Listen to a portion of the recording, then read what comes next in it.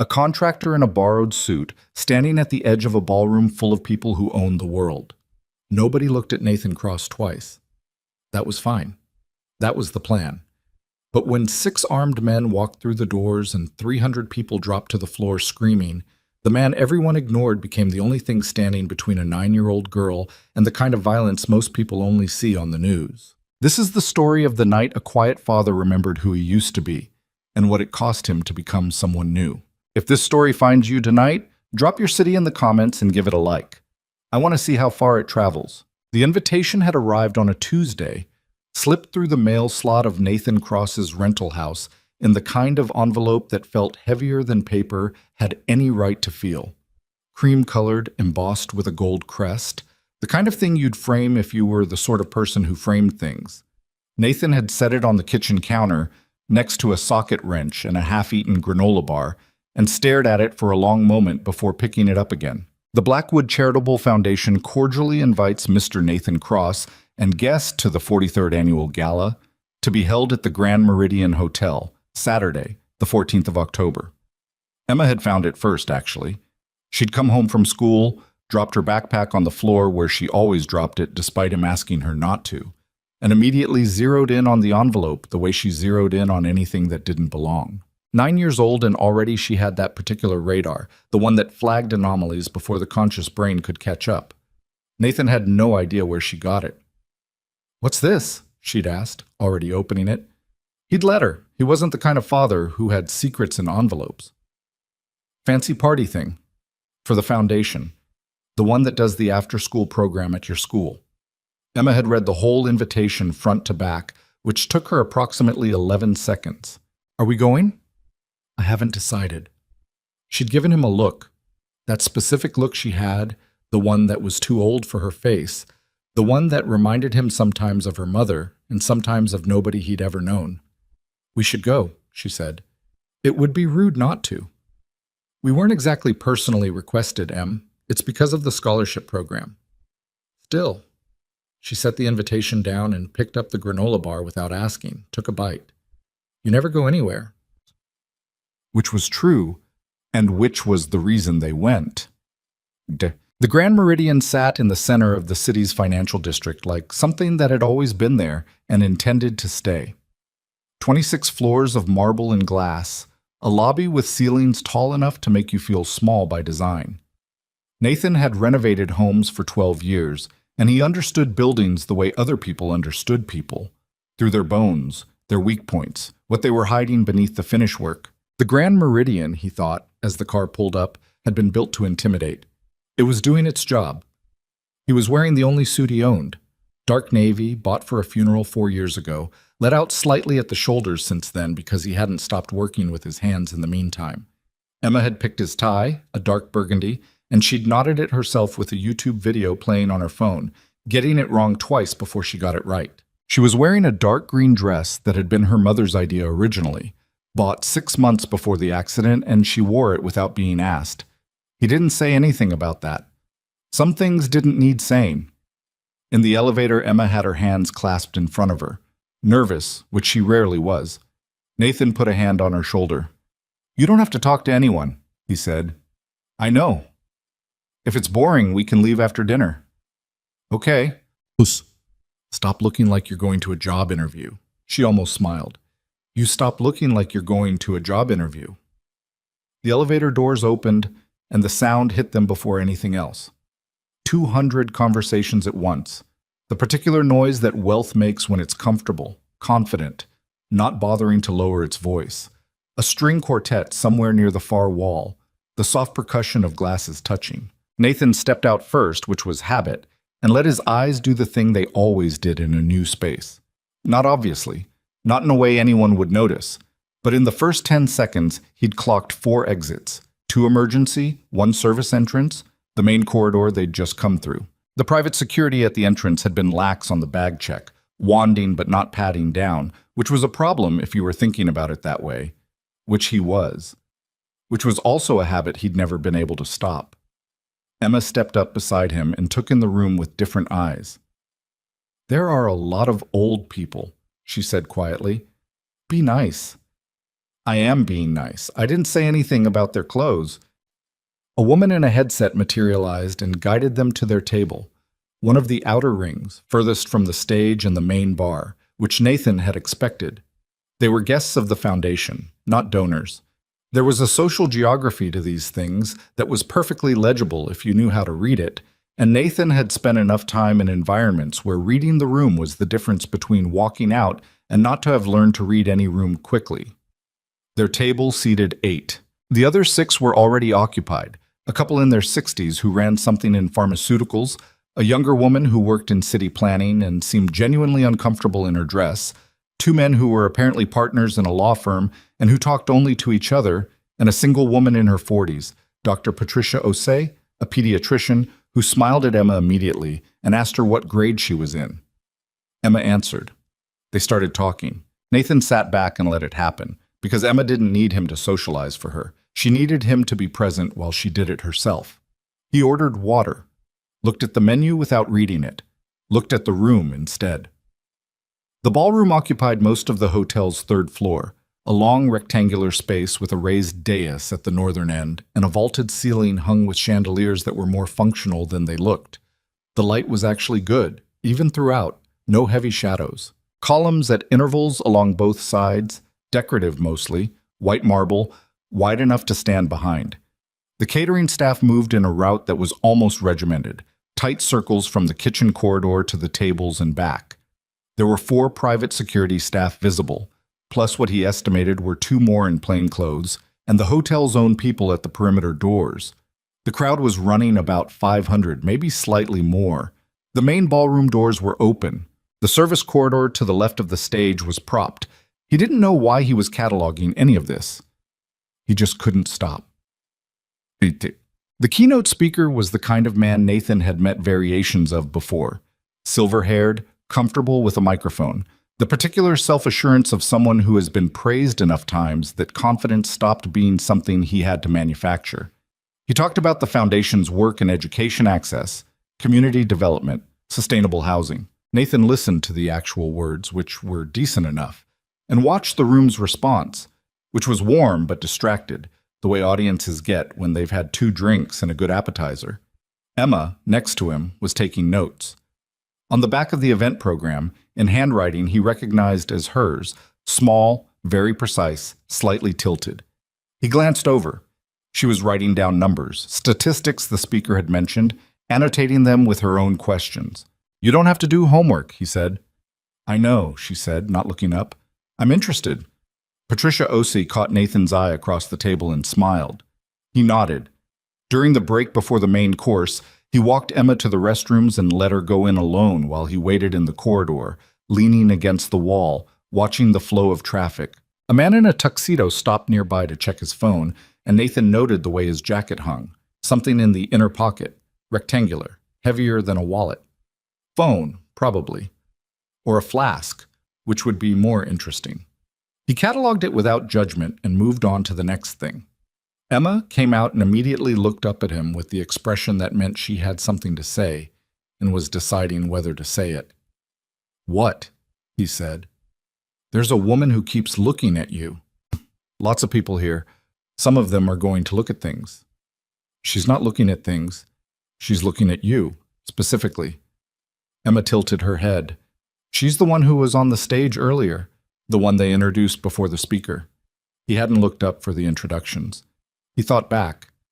They'd mentioned a tech company founder, something about a new philanthropic initiative. He'd been watching the service door. "Don't stare at her," he said. "I'm not staring. I'm observing. There's a difference. Your grandmother used to say that." "I know. She told me." They walked back toward the ballroom, and Nathan, without obviously doing it, found the woman Emma meant. She was standing near one of the marble columns with a glass of sparkling water, talking to an older man in what appeared to be a pleasant but slightly obligatory conversation. 30, maybe a year or 2 either side. Dark hair, pulled back simply, no fuss. She was wearing something that probably cost more than Nathan made in a good month, and wearing it the way you wear something you put on because the event requires it, not because you thought about it. What he noticed first, though, wasn't any of that. It was the way she was standing, the weight forward slightly, balanced, the kind of posture that comes from paying attention, and the way she tracked the room without appearing to.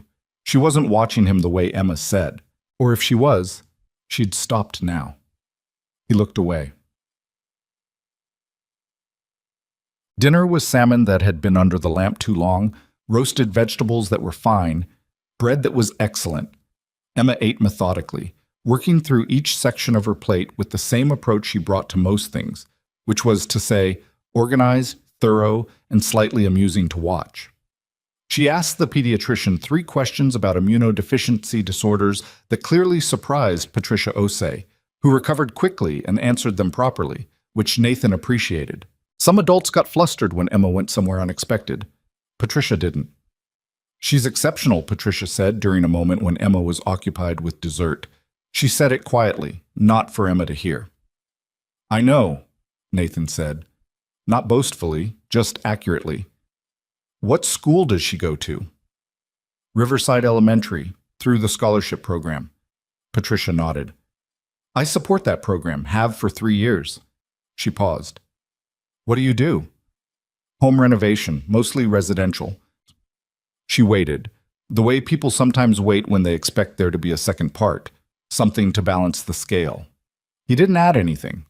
She nodded again, adjusted her assessment, and he respected that she did it without making him feel it. The auction started at 9. Nathan helped Emma understand what was happening, why people were raising numbered paddles, what the items were, why someone had just paid $48,000 for a painting that looked like a mistake. Emma found this genuinely interesting from an economic behavior standpoint, which was not how Nathan had framed it, but was apparently where she landed. He stopped trying to explain and just answered questions. He was reaching for his glass when he felt it. Not a sound first, a change in air, the particular drop in ambient noise that happens when something enters a room that doesn't belong. Nathan's hand stopped. His eyes moved to the main doors. The 6 men came in through the main entrance and the service corridor simultaneously, which meant they'd mapped the space in advance, which meant this wasn't improvised. 3 from the front, 3 from the side, all of them in black. All of them moving with the compressed, deliberate speed of people who had done this before or who had practiced until it felt like they had.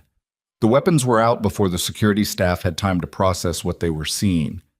Automatic rifles, 2 of them, handguns on the others. The screaming started a half-second later, the half-second it took for the room to catch up. Nathan had already moved. He didn't think move, the way you don't think breathe. He was out of his chair and had Emma by the arm before the first scream reached full volume, and he was already scanning pillar, second column from the left, 6 meters, solid marble, wide enough. He walked fast, not running, because running meant panic and panic meant drawing eyes. Emma ran her hand along his and he felt her grip tighten, not in fear exactly, but with the focused intensity she brought to tests she intended to pass. "Behind the pillar," he said. "Low. Don't move." "Nathan." "Emma." He crouched to her level for 1 second. Her eyes were wide but clear. "You trust me?" "Yes," she said, immediately. "Then stay. Low. Don't look. Don't make noise. I need to do something, and I need you to be exactly where I put you." She nodded. He put his hand on her cheek once, brief, and then positioned her behind the pillar with her back against the marble and moved. He didn't go far. He crouched behind the overturned table that 2 of the catering staff had knocked over in their retreat, and he watched the room reorganize itself around the gunmen. The leader, there was a leader, the one who was speaking, was a broad-shouldered man with a jaw like a closing cabinet door, voice carrying without effort across the ballroom. He spoke in clean, unaccented English, which itself was information. This was domestic or domestically contracted. He was telling the crowd to get down, to keep phones on the floor, to stay quiet. His people were moving through the room, pulling private security down, zip-tying wrists with a proficiency that confirmed preparation. Nathan noted the pattern, the formation, where the gaps were and where they weren't. He noted something else too. The woman from the column, the CEO, the one Emma had seen watching him, was standing at the front of the room near the dais, not yet controlled, not yet kneeling with the others. She'd stayed upright while everyone else went down, which was either courage or poor decision-making, and he wasn't sure which yet. The leader saw her the same moment Nathan clocked her position. And then, something went wrong with their plan. The leader's eyes moved from Victoria Hale to the crowd, and then they stopped. They stopped on Nathan, who had, in the process of watching, failed to have the appropriate expression on his face. In a room of 500 people in various stages of terror and submission, Nathan Cross was crouched with his weight forward, cataloging, with the flat, focused expression of someone doing a job. The leader pointed. 2 of his men started toward Nathan. He had 3 seconds to decide whether to run or to go still. He went still. Not submissive, but neutral. Because neutral was less provocative and bought him more time, and time was the only currency that mattered right now. The men reached him, pulled him upright by the arm with unnecessary force, and walked him toward the center of the room where the leader was waiting. "Hands," the leader said. Nathan put his hands up. The leader looked at him for a long moment. There was something clinical about it, the way he looked, like he was calculating. Nathan met his eyes and held them, and didn't look like a man who was afraid, which was going to be a problem, but there was nothing he could do about that now. "Kneel," the leader said. Nathan knelt. The marble floor was cold through the fabric of his trousers. He was aware of the crowd around him, the sounds of people trying to control their breathing, someone crying quietly near the back. He was aware of Emma behind the pillar, 14 meters away, and he did not look in that direction. Victoria Hale stepped forward. "Take me instead," she said. Her voice was steady, which surprised him. It surprised several people, judging by the way the room shifted. "I'm the one you're here for. Let him go." The leader looked at her with something that might have been amusement and might have been contempt. "We'll get to you," he said. "In a minute." He looked back at Nathan, and Nathan looked back at him, and the room went very quiet. From behind the marble pillar, he knew without looking, Emma was watching with her hand pressed flat against the column, studying angles and distances the way she'd been watching him study things her entire life, waiting the way he'd told her to wait. He breathed, slowly. The leader crouched down to Nathan's level, the way men do when they want to establish the hierarchy of the moment, and Nathan noted that this was a mistake, because crouching put weight on the front foot, and the rifle came down 3 inches, and the nearest gunman was positioned at his 4 o'clock with a sightline partially blocked by a fallen chair. He noted all of this without moving. Patience, he thought. Not even in words, exactly. Just the knowledge of it, bone deep. The thing 12 years in the Navy and 4 more years of trying to be ordinary had not managed to teach him out of. Patience. Every room eventually showed you its opening. He just had to wait for it. The leader's name, Nathan would learn later, was Carver. He didn't know that yet. Right now he just knew the man's face. Early 40s, a scar along the left jawline that hadn't been stitched properly, the kind of scar you get when you're somewhere that doesn't have good medical care and you're not the priority anyway. His eyes were the particular flat gray of someone who had made calculations about other people's lives and found the math manageable. Carver stayed crouched at Nathan's level for another few seconds, close enough that Nathan could smell coffee and something chemical underneath it, and then he stood. He didn't say anything else to Nathan. That was its own information. He'd been assessed and filed, the immediate curiosity satisfied. Nathan was a variable that had been neutralized as far as Carver was concerned. A man in a borrowed suit who'd made the mistake of not looking scared enough. 2 of Carver's men pulled Nathan to his feet and walked him to the left side of the room, near the column line, where 6 other guests had already been gathered. The private security staff, all of them zip-tied, kneeling in a row. They pushed Nathan down next to a heavy-set man in a tuxedo who had a cut above his eyebrow and the expression of someone trying very hard not to have a panic attack. "Hands," one of the men said. Nathan put his hands behind his back and felt the zip tie go on. They did it tight, not punishingly so, but tight enough to matter. He flexed his wrist slightly against the plastic as they walked away. Old habit, creating a fraction of give that wouldn't be visible to anyone who wasn't looking for it. From where he knelt, he had a reasonable line of sight across the ballroom floor. Not ideal. The overturned tables in the middle section broke the view, but workable. He could see Carver near the dais, talking in a low voice to the man on his right, who Nathan had been watching since they came in. That one was younger, maybe late 20s, with the contained kinetic quality of someone who trained constantly and was waiting for permission to use it. He was the one Nathan had to worry about most, not Carver. He could see the exit doors, main corridor still closed, the guards outside presumably either dealt with or unaware, probably the latter given the silenced entry. He could see the service corridor on the left, one man posted there now, rifle up. He could not see the emergency exits at the far end, which bothered him, but he'd noted their positions earlier and they hadn't moved. What he could not see from this angle was the second column from the left. He knew Emma was there. He made himself stop trying to see her. The man next to him breathed in short pulls through his nose, trying to keep it quiet. Nathan said nothing for a moment, just let the man's breathing settle slightly, because people did settle slightly when they weren't alone, even with strangers, and then said, very low, "You doing okay?" The man blinked at him. "No." "Fair, what's your name?" "Marcus. I work hotel security." "Marcus." Nathan kept his voice level, barely above a whisper. "Keep your eyes down unless I say otherwise. Don't look at them directly. Don't make noise when something happens. Can you do that?" Marcus stared at him. "When something happens?" "If something happens. Can you do that?" A long pause, then, "Yeah." "Good." Across the ballroom, Carver raised his voice. "Ladies and gentlemen." He had the kind of voice that didn't need amplification, naturally projective, accustomed to being heard. Some people spent careers trying to learn that. Others were built with it. "I understand this is frightening. That's appropriate. What I need you to understand is that your fear is not my objective. Your compliance is." He moved along the edge of the dais slowly, hands clasped behind his back, which was deliberate, a posture of control, of someone who had done the math and liked the numbers. "We are here for one purpose. We will be leaving within the hour. Every person in this room who cooperates will go home tonight. That is a fact, not a reassurance." He stopped walking. "Victoria Hale," he said.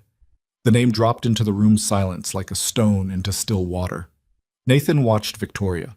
She was standing near the front. She hadn't been forced down yet, which was either an oversight or intentional. He thought intentional. Keeping her upright maintained something, a visible prize, a signal to the room about what the hierarchy of value was. She was still holding her glass of sparkling water. Nathan noted that her hand wasn't shaking, or wasn't shaking enough to see from 20 meters. "I'm here," she said. Carver looked at her. His expression didn't change. "Sit down, please." "I'd rather stand." The room made a sound, not quite a gasp, something smaller and collective, the held breath of 500 people doing the math on whether that was brave or catastrophic. Carver tilted his head slightly. "Ms. Hale, sit down."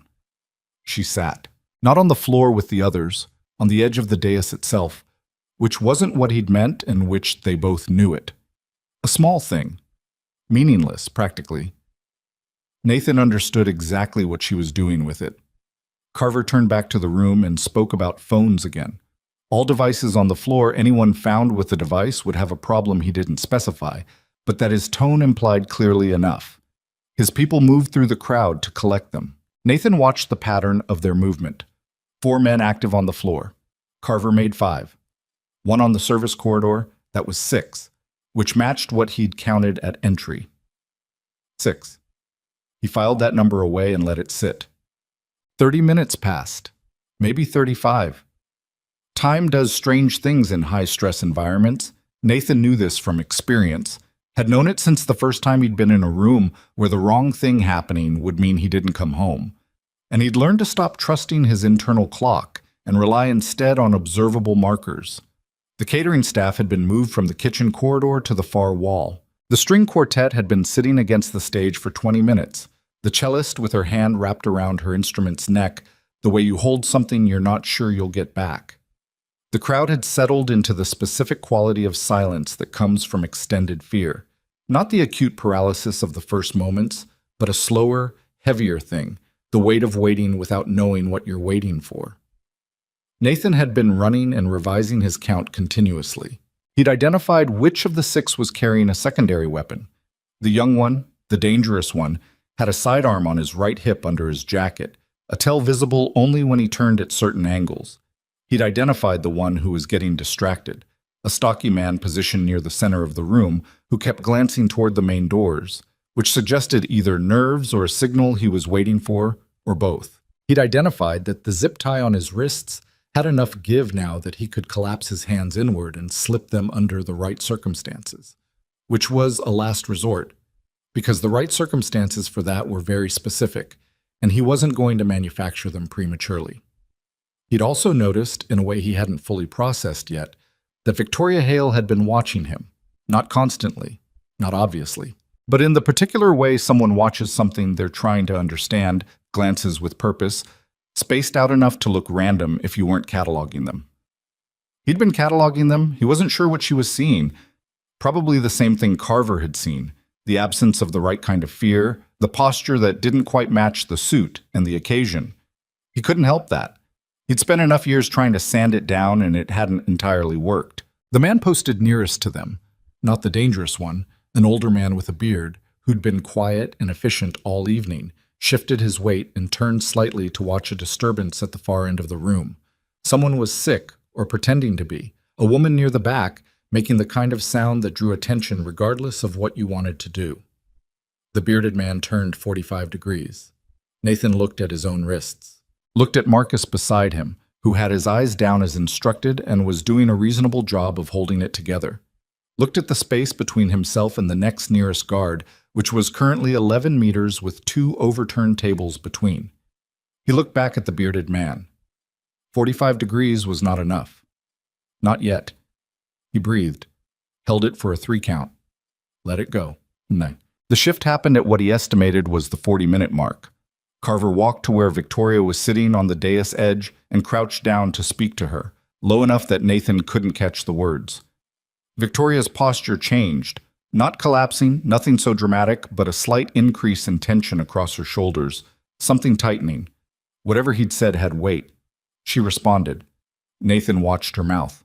He'd never been great at lip reading, but he caught not going to, and then something he couldn't parse, and then no. Carver straightened. He made a gesture to the dangerous young one, small, economy of motion, and the young one moved to the far side of the room, toward the knot of highest-profile guests near the central tables. Nathan recognized what was happening. They were redistributing, making the next phase of whatever this was visible, letting the room understand that compliance had a shelf life. The bearded man near Nathan turned back from the disturbance at the far end of the room. The window had closed. Nathan exhaled, filed it, kept counting. It was then that one of the guests did something stupid.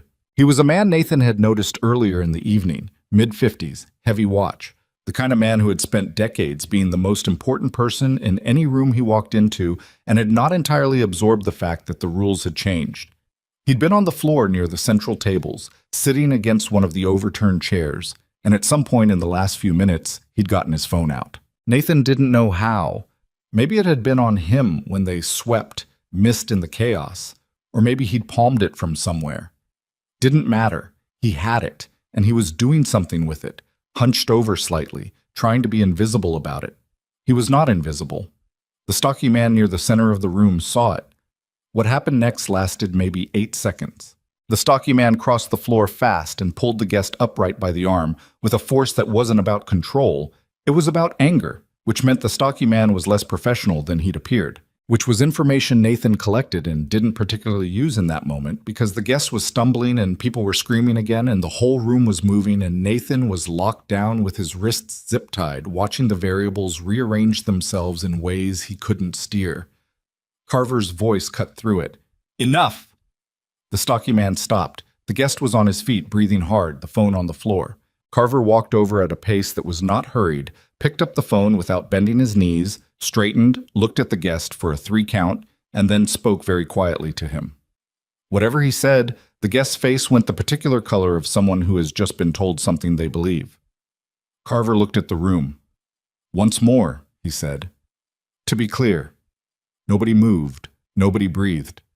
Good, Carver said, and went back to the dais.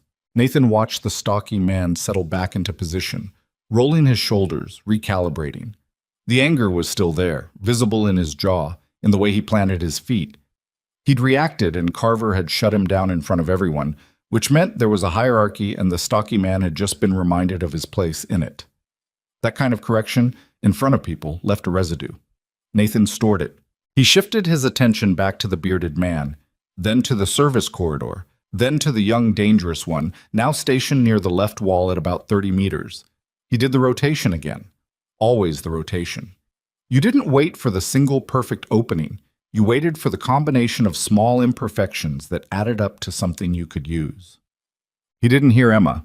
He told her not to move, not to make noise, and she hadn't, which was what he'd expected and which didn't make him feel better or worse. It just was. But somewhere around the 50-minute mark, he became aware of movement near the column line, something peripheral, and he redirected his attention there without turning his head. Victoria Hale was looking in the same direction, so she'd seen it too. The faint edge of a dark green dress visible at the base of the second column. Emma, adjusting her position slightly, the way kids do when they've been still too long, not panicking, just shifting her weight, the small human inability to hold perfectly still forever. The bearded man had not seen it. He was facing the other direction. Nathan made a decision. He turned his head slightly toward Victoria, enough that if she was looking at him, and she was certain of it now, she would see his face. He held her gaze for 2 seconds, which was a long time in this context. Then he looked, briefly and deliberately, toward Emma's pillar, then back at Victoria. He watched her understand it. He could see it in the slight change of her expression, not dramatic, nothing that would draw attention, just the settlement of something that had been uncertain. She understood what he was showing her and why. She turned her head forward. 6 seconds later, as though naturally, she said something to Carver. Nathan couldn't hear what. But Carver looked at her, and he was looking away from the column line, and the bearded man turned to follow Carver's attention, which meant both of them were facing away from where Emma was. Emma went still. Nathan breathed. He didn't know what to do with the fact that a woman he'd never spoken to had just, without being asked, covered his daughter's position. He didn't have a category for it. He set it aside and kept watching the room. Carver came back to Nathan at the 55th minute. Nathan had been tracking his approach for 30 seconds, watching the man's trajectory through the maze of seated and prone guests. Carver stopped in front of him and looked down. "You're going to tell me your name." "Nathan Cross." "What do you do, Nathan Cross?" "Home renovation." Carver looked at him the way you look at something that isn't quite adding up. "You were military." It wasn't a question. Nathan didn't treat it like one. "Navy. I got out 12 years ago." "Doing what?" "I told you. Renovation. Houses." He paused. "I'm not what you're worried about." "I'm not worried," Carver said. "Okay. You're not scared." "I'm scared," Nathan said. "I just don't show it the way other people do." Carver studied him. Nathan had learned in his 20s how to be looked at by men who were deciding things about him. You didn't perform. You didn't deflect. You just let the scrutiny land and didn't react to it, because reaction was what they were looking for, what they were trying to create. Carver was looking for a threat or a weakness and finding a face that didn't give him either, which was frustrating but not, Nathan calculated, dangerous yet. "Your daughter," Carver said. Nathan's chest tightened. He didn't let it show anywhere. "I don't know where she is," Nathan said. "She ran when everyone ran." "She didn't run. She's behind the column." Carver tilted his head toward the left side of the room. "Second from the front, green dress." The tightening became something else. He kept his face still. "I want her brought out," Carver said. "And I want you to call her. Tell her it's safe." "It's not safe," Nathan said. Carver almost smiled. "No, it's not. But I need her in the room and I need you to call her, because the alternative is my people go in after her, and that's going to be loud and she's 9 years old and I'd rather not." Nathan looked at him for a long moment. He understood exactly what was happening. This was pressure, applied precisely, not random cruelty, but a calculated constraint, narrowing his options, establishing a line that could be used later. The message was, "I know what you have, I know where it is, act accordingly." He looked across the ballroom toward Emma's pillar. "Emma," he said. His voice came out level. He hadn't known if it would. "Come out. Come to me. Walk slow." Silence. Then the small shuffle of movement, and Emma stepped out from behind the column with her hands visible, which she had done on her own without being told, Because she was 9 years old and she had been watching and learning. She walked across the ballroom with her eyes forward and her chin level, and Nathan watched every step of it without looking away. She reached him and crouched down beside him without touching him, which he suspected was her way of not making it a scene. He was zip-tied and kneeling, which was not how she'd ever seen him, and he watched her register that and file it in the way she filed things. "You okay?" he asked. "Yes." A beat. "Are you?" "Yeah." She looked at Carver with the specific evaluating expression she used when she was trying to determine whether someone was worth her time. Carver looked back at her with something Nathan couldn't entirely read. "Sit with your father," Carver said. "Don't move." Emma sat. Her shoulder pressed against Nathan's arm. He could feel her breathing, controlled, deliberate, the measured breath of someone who is scared and managing it. "I counted 6, she said very quietly, not moving her lips much. Nathan said nothing for a moment. Then, just as quietly, "Yeah. The one by the wall on the left. He's the one to watch." He felt something complicated happen in his chest. Not pride exactly.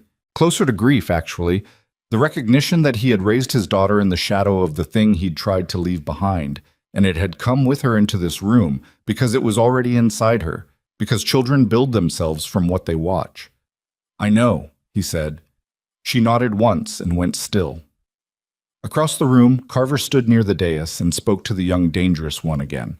Something had shifted in the timeline. Nathan could feel it in the pattern of movement, the slight compression of activity, the way the men repositioned. Whatever they were waiting for, the waiting was ending. Victoria Hale, still seated on the edge of the dais, had not looked away from Nathan for the last 2 minutes. He could feel the weight of her gaze the way you feel heat from a distance. When he finally met her eyes, she held them for a moment, and then she looked, briefly, barely, at the service corridor on the left, then back at him. He tracked it. The man on the corridor had moved 6 feet to his right in the last 3 minutes. Not gone, but repositioned, opening a lane. She'd noticed it before he did. He looked at her once more. She was looking at the floor now, expression neutral. He would have said, if pressed, that she looked like a woman who had spent the last hour making calculations and was fairly sure she understood the problem. He turned back to the room. The bearded man near him checked his watch for the second time in 4 minutes. Whatever Carver was waiting for was close. Nathan started over from the beginning of his count. The bearded man checked his watch a third time. Nathan had been counting the interval between checks. 4 minutes, then 3, now just under 2. Whatever signal Carver was waiting for was overdue, and overdue meant pressure, and pressure made people do things off script. He'd seen it before, in rooms worse than this one, in situations where the plan had been solid right up until the moment it wasn't, and the men holding the weapons had to improvise. Improvisation was when people got hurt. Improvisation was also when gaps opened. He kept his breathing slow. Emma sat against his arm with her shoulder blades straight, her hands in her lap, her eyes moving in the same pattern his were. And he didn't tell her to stop because stopping her wouldn't accomplish anything, and because some part of him, the part he wasn't proud of, was glad she was watching, glad she'd inherited whatever this was, then immediately not glad. Then back to watching the room. Carver was on his phone. He'd produced it from his jacket pocket 3 minutes ago and had been looking at the screen with the expression of a man receiving information he didn't like. He hadn't made a call, just looked, typed something, looked again. The young dangerous one, Nathan had started thinking of him as Hawk, internally because he needed something to call him, and because of the way he moved, that constant coiled readiness had drifted closer to Carver without being summoned, drawn by whatever shift in atmosphere Carver was radiating. Victoria had not moved from the dais edge. She was sitting with her hands in her lap, back straight, and from 20 meters Nathan couldn't see her face clearly. But he could read her posture well enough by now to know she was doing exactly what he was doing, paying attention, waiting, running numbers. The thing that happened next happened in the wrong order. Carver put his phone away and said something to Hawk that Nathan couldn't hear. Hawk nodded once, very slightly, and started moving. Not toward Victoria, toward Nathan. Nathan had time to think, this is the pressure application. Then Hawk was in front of him, crouching to the same level Carver had earlier, but with none of Carver's studied composure. Close up, Hawk was younger than Nathan had estimated. Maybe 25, with the kind of physical conditioning that came from obsessive training and the particular flat effect of someone who'd turned that obsession into a professional identity. He smelled like gun oil. "On your feet," Hawk said. Nathan stood. The zip tie pulled against his wrists. Emma stood too, automatically, and Hawk pointed at her without looking. "Not her. Sit." Emma sat. Nathan felt her hand brush his wrist as he rose, brief, so fast he almost missed it, and he looked down at her. Her face was controlled, but her eyes were telling him something. He read it, stored it. Hawk walked him to the center of the room, the open floor between the overturned tables, and stopped. The whole ballroom could see them there. That was the point. The whole ballroom, including Victoria Hale. Carver walked over and stood to Nathan's left. He didn't look at Nathan immediately. He looked at Victoria. "We've had a complication," Carver said, not quite to either of them, to the air between them. "Our exit window has moved. This creates a problem." He turned to Nathan now. "You're going to help us solve it." "What kind of help?" Nathan said. "We need a clear corridor from the service exit to the lower parking structure. Hotel layout. You've been mapping this room since you walked in." "Don't." He held up a hand. "Don't tell me you haven't. I watched you do it. I need to know the fastest route through the service level that doesn't put us on a main floor camera until we're outside." Nathan looked at him. "I'm a contractor. I renovate homes. I don't know this hotel's service layout. You came in through the parking structure. You would have noted the elevator positioning, the stairwells." Carver's voice was even and patient, which was somehow worse than if it had been threatening. "I'm not asking you to plan a military operation. I'm asking you to think about what you saw when you walked in." "And if I don't remember?" Carver looked at him for 2 seconds. Then he looked toward Emma. He didn't say anything. He didn't need to. Nathan felt a particular cold that had nothing to do with temperature. He'd felt it before, in other contexts. The moment in a negotiation where the other side reveals what they're actually willing to do, and you have to decide whether they mean it and what it costs you either way. "If I give you a route," Nathan said, "you take her and walk out, and all these people go home." "That's the plan that was always the plan," Carver said. "You're just helping us keep it." Victoria stood up. "Don't," Carver said. "He doesn't know the service layout," Victoria said. "I do. My foundation has held events here for 6 years. I've been through every floor of this building." She walked forward 3 steps. "I'll give you what you need. Leave him out of it." "Victoria." Her name in Carver's mouth was careful, deliberate. "Sit down." "I'm trying to cooperate," she said. "Isn't that what you want?" Hawk moved toward her. She didn't step back. Hawk stopped. Carver studied her for a moment, then Nathan, then made a decision that Nathan could see forming the way you watch weather change. "Both of you," Carver said. "You'll both tell me, and I'll know if either of you is wrong." He gestured to Hawk. Hawk put his hand on Nathan's shoulder and walked him toward the service corridor. Carver took Victoria's arm, not brutally but firmly, and followed. The bearded man fell in behind them. The rest of the crew maintained positions in the ballroom, holding the crowd. 4 of 6 moving. 2 on the floor. Nathan counted it, filed it, kept walking. The service corridor was institutional. Concrete walls, fluorescent lighting, the smell of industrial cleaner and old linen. Wide enough for catering carts, which had been abandoned along one side, and lit by overhead panels every 20 feet, with dark stretches in between. The sound from the ballroom fell away immediately behind the fire door, and the quiet here was a different quality. Not the held breath quiet of people managing fear, but the simple quiet of an empty working space. Carver released Victoria's arm once the door closed. She rotated her shoulder slightly, adjusting, and Nathan noted that she didn't rub it the way people do when they're performing discomfort. She just moved past it. "The service elevator's at the end of the corridor," she said. 40 meters. It goes to B2, which connects to the parking structure. There are cameras at the elevator bay and at the B1 landing, but not between. If you take the stairs instead, she glanced toward a door on the left. The camera at B2 is positioned on the east wall, and the west stairwell exit comes out on its blind side. Carver looked at Nathan. "She's right about the elevator," Nathan said. Because she was, as far as he could tell, and lying would be detectable and dangerous. "I didn't come through the west stairwell, but you saw it." "I saw the sign for it." Carver nodded slowly. He was thinking, which meant he was not watching Nathan specifically, and Hawk was watching Victoria, which meant the bearded man behind Nathan was the current variable. Nathan turned it over. Bearded man at his 3 feet, rifle at low ready. Not sloppy, but the corridor was narrow enough that a rifle was actually less effective than it would be in the open room. Close quarters changed the math on weapons. He'd been in enough situations to know that the rifle's advantage was distance and intimidation. Take either away and the calculation shifted. He was still zip-tied. That was the problem. Or it had been, until Emma's hand had brushed his wrist as he stood. He flexed his hands now, in the shadow between 2 light panels, and felt the zip tie move differently than it had. Looser. Not removed.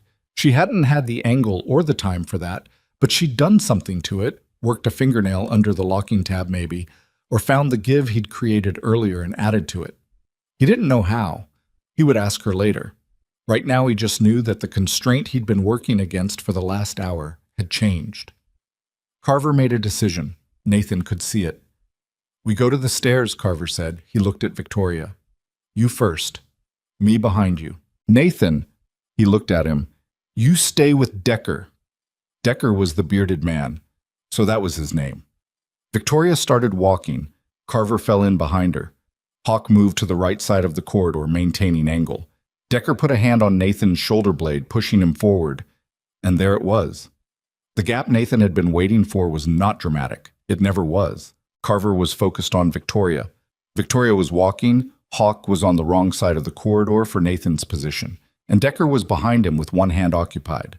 Nathan had run the scenario, or versions of it, so many times in the last hour that what happened next did not feel like a decision. It felt like a door opening. He collapsed his wrists inward, felt the zip tie give and snap, and drove his right elbow back into Decker's solar plexus in a motion that started without visible warning and covered the distance in approximately 1/3 of a second. Decker folded. The rifle came down. Nathan caught it, not cleanly. His left hand caught the barrel, and his right found the grip half a second later, and Decker had enough of his weight forward that they went sideways together into the concrete wall with the impact that Nathan felt in his shoulder. Decker's head hit the wall, and he stopped fighting. Not unconscious, but stunned. The specific temporary blankness of someone whose brain had just been shaken. 4 seconds. Hawk was already turning. He was fast. Genuinely fast. The kind that wasn't about muscle, but about reaction time and training. And Nathan had maybe 1 second before Hawk had his weapon up at an angle where the corridor geometry stopped mattering. Nathan came off the wall with Decker's rifle and moved left, putting one of the abandoned catering carts between himself and Hawk's line of sight. And when Hawk moved to reacquire, he walked into the corner of the cart at hip height and stumbled half a step. Half a step was enough. Nathan closed the distance from 4 meters to 0 in the time it took Hawk to recover his balance. And what happened in the next 8 seconds was not clean or surgical. He got Hawk's weapon arm, bent it inward at an angle the elbow wasn't designed for, and heard the sound that meant the shoulder joint had separated. Hawk made a short, sharp sound. He didn't go down. He was too trained for that, too wired on adrenaline. And he came back with his left, caught Nathan across the jaw with something that had real force behind it, and Nathan took it because he was already inside Hawk's reach, and taking the hit let him stay there. He put Hawk into the wall head first. This time, the man went down and stayed there. 12 seconds, maybe 13. The jaw was going to bruise badly. He could already feel it. He turned. Carver had Victoria by the arm with her back against him, his sidearm out and pressed to her jaw. His face was still composed, which was the most dangerous thing about him. "Put it down," Carver said. Nathan had Decker's rifle. He did not put it down. He held it at the level and looked at Carver over the barrel, which was not a position he had a clean solution to. Carver was using Victoria's cover, with geometry that didn't offer a shot Nathan was willing to take. "Nathan?" Victoria's voice was very even. "Don't." "Be quiet," Carver said. "I was talking to him, not to you." She said it the way she'd said everything all evening, composed, like the situation had a shape she could manage. "Don't do something that ends badly for everyone." "Let her go," Nathan said to Carver. "No." Carver's eyes didn't move from Nathan's. "Put the rifle on the floor, or I demonstrate to you that I'm willing to operate with fewer variables. If you hurt her, you lose your leverage." "I have 500 people in that ballroom," Carver said. "I have a daughter in a green dress. I have options." Nathan stood very still. The rifle was steady. His jaw hurt where Hawk had connected, and there was something wet at his temple. He'd hit the wall during the scramble with Decker, apparently, and he could feel the specific exhaustion of a body that had been running on adrenaline and cortisol for the better part of an hour. He thought about Emma in the ballroom. He thought about the two men still out there on the floor. He thought about the 60-odd feet of concrete corridor between himself and that fire door. He thought about patience. He lowered the rifle 3 inches. Not all the way. 3 inches, which was enough to change the read on the moment without being submission. "Here's what I know," Nathan said. His voice came out even, which cost him something. "Your exit window has moved, which means whoever was supposed to be waiting for you isn't there or isn't ready. You're running a revised timeline, which means you're under pressure you didn't plan for. You came here for her," he indicated Victoria with the slightest movement of his chin. "And you haven't taken her yet, which means you need something else first. Something she has or something she can do." Carver looked at him for a long moment. "Information," Nathan continued. "She knows something or can access something. Blackmail material, financial data, board-level information you can leverage. Whatever it is, it's on a device or in her head, and you can't take it from her by force, so you need her compliant." He paused. "Which means hurting her doesn't serve you. And hurting my daughter doesn't serve you. Because then I stop being manageable entirely, and you have a different problem." The fluorescent light above them buzzed faintly. Somewhere in the walls, a pipe knocked. "You're right," Carver said after a moment. "You're partially right." He kept the gun in position. "But I'm the one deciding what serves me." "Then decide without the gun on her face. Make it a conversation." "Why would I do that?" "Because I'm a reasonable person," Nathan said. "And because your man on the floor over there is going to need medical attention that you won't be able to provide if this goes bad." Carver glanced at Hawk, who was not moving, and something crossed his face. Not concern for Hawk exactly, but the recalculation of a man who has lost an asset and is determining what that costs the plan. Nathan watched it happen. Carver lowered the gun 2 inches. Not all the way. 2 inches. They stood there in the fluorescent corridor looking at each other, and Nathan was aware of Victoria's breathing and Decker's groaning from the floor and the distant muffled sound of the ballroom, hundreds of people on the other side of a fire door making the sounds people make when they don't know what's happening. "The information she has," Nathan said.